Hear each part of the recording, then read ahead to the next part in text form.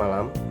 Perkenalkan, saya Meta Adira Pramudyananta, NIM 21G10124 dari Prodi Akuntansi kelas 1. Di sini saya akan menjelaskan mengenai ketulusan dan suara hati di bab berlatih menyusun argumen melalui pendalaman filsafat manusia. Jadi, kisah ketulusan dan suara hati. Ada suatu cerita di mana ada seseorang bernama Tato, lahir dalam keluarga di mana ayahnya yang memberi SIM dan uang kepada polisi waktu ayahnya itu melanggar peraturan lalu lintas, dan ibunya yang waktu menyimpan uang kembalian yang lebihan waktu Tato masih kecil itu menormalkan perilaku tidak seperti itu, tidak tulus, dan buah pun jatuh tidak jauh dari pohonnya. Tapi di saat Tato melakukan hal yang serupa dengan yang mencontek saat dia ujian, dirinya ketahuan dan terkena hukuman.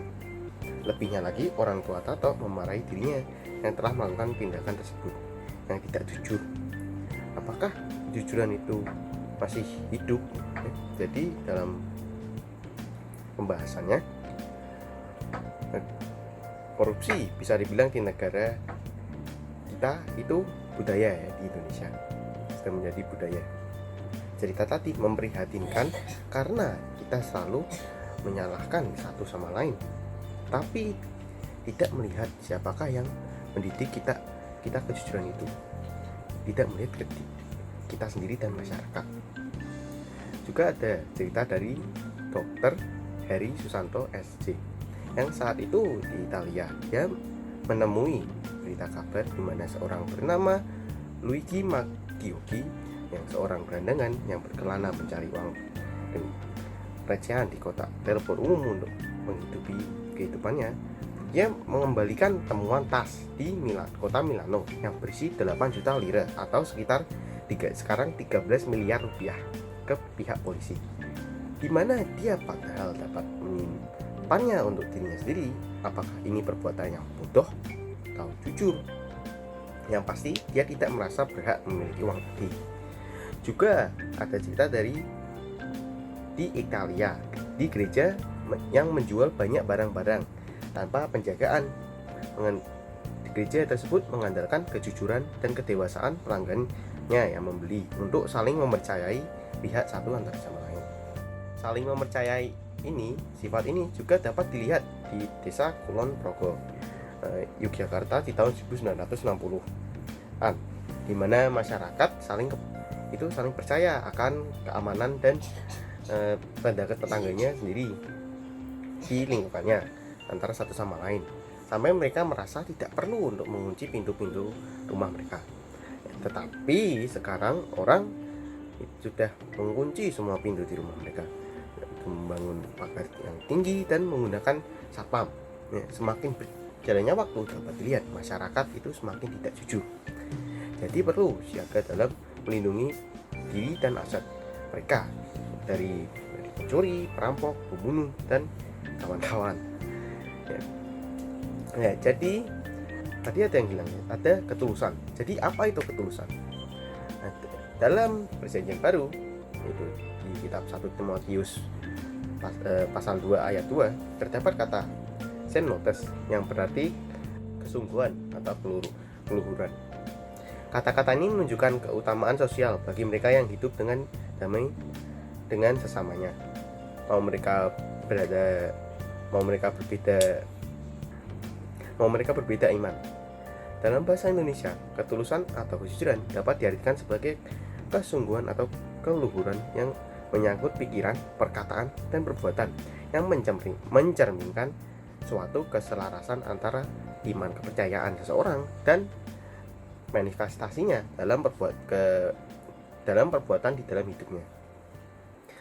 Ketulusan pikiran berarti kemauan untuk mengikuti kenyataan tanpa memutar balikan kenyataan demi keuntungan dan tidak terburu-buru dalam mencari suatu kenyataan. Lawan dari ketulusan adalah berdusta atau bohongan, sumber kejahatan dan keburukan. Dusta yang merusak hubungan antara manusia ialah kepercayaan. Singkatnya, ada situasi di mana melakukan kebohongan dapat dibenarkan, yang biasa juga disebut white lie. Tetapi banyak orang sekarang yang masih berbohong dalam situasi di mana kejujuran itu malah dibutuhkan.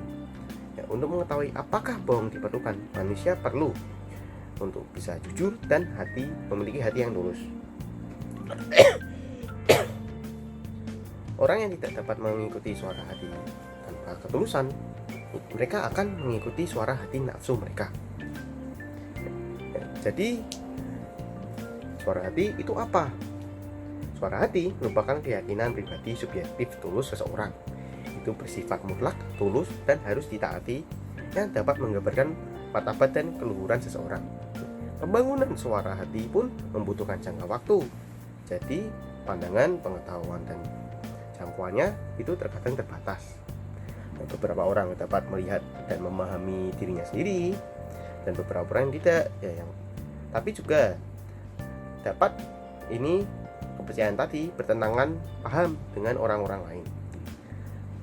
Maka dari itu komunikasi satu sama lain itu diperlukan untuk mengidentifikasikan bila ada kekeliruan atau kesempitan dalam suara hati kita. Dan maka dari itu juga kesadaran nilai moral itu merupakan proses. Di dalam suara hati itu juga memiliki otonominya. Mengikuti suara hati merupakan hak asasi setiap orang, dan orang lain itu tidak berhak untuk menentang suara hati orang lain. Ciri khas penting suara hati adalah otonomi itu, di mana orang menyadari nilai yang diwajibkan suara hatinya, dan bukan karena influensi, karena pengaruh luar. Ada dua kepastian yang akan dialami. Yang pertama adalah kepastian mengenai kebenaran dari norma yang diwajibkan oleh suara hatinya itu, dan kepastian untuk melaksanakannya. Transparasi suara hati yang dapat diartikan tembus pandang itu tembus pandangnya kejernihan suara hati, di mana seseorang dapat melihat secara jernih dan jelas suara hati tanpa dibutuhkannya suatu kepentingan. Untuk memiliki transparansi perlu suatu ikhtikat tulus tanpa pamrih dan jujur untuk mencari kebenarannya, meninggalkan segala kepentingan dan cinta diri. Jadi dari ini bisa ditarik kesimpulan dan refleksinya. Ketulusan bisa dipandang sebagai itikat baik dan kemauan untuk menuruti suara hati yang otonom, komunikatif, dan transparan. Sebaliknya, ketidaktulusan bisa dilihat sebagai keengganan untuk mendengarkan dan bertindak sesuai dengan suara hati. Suara hati yang tidak pernah ditaati makin lama akan menjadi semakin tumpul dan akhirnya tidak akan kedengaran lagi karena sudah dibungkam. Jadi kita harus dapat memilih di antara menerima kenyataan dan suara hati kita atau mengikuti fanatisme suara hati kita. Tantangannya ialah selalu memperbaiki dan mengoreksi diri terus-menerus dengan mengintrospeksi diri bila ingin menerima kenyataan dan suara hati kita itu tersebut. Untuk semakin memurnikan ikhtikat baiknya dan mengintrospeksi diri untuk selalu berkomunikasi dengan dunia luar. Komunikabilitas suara hati selalu mengundang seseorang untuk terbuka dan meluaskan dunia dan perspektif yang tak terbatas luasnya. Dalam era globalisasi dan sosial ini, ketulusan, kejujuran, dan kepercayaan semakin dituntut. Jalinan sosial dan ekonomi global tidak dapat berjalan dengan lancar tanpa adanya kejujuran dan kepercayaan. Jadi apakah negara kita Indonesia itu siap masuk ke dunia ini, dunia yang jujur, dunia yang tulus, dan dunia yang mendengarkan suara hatinya? Sekian dari saya, mohon maaf bila banyak kesalahan. Terima kasih.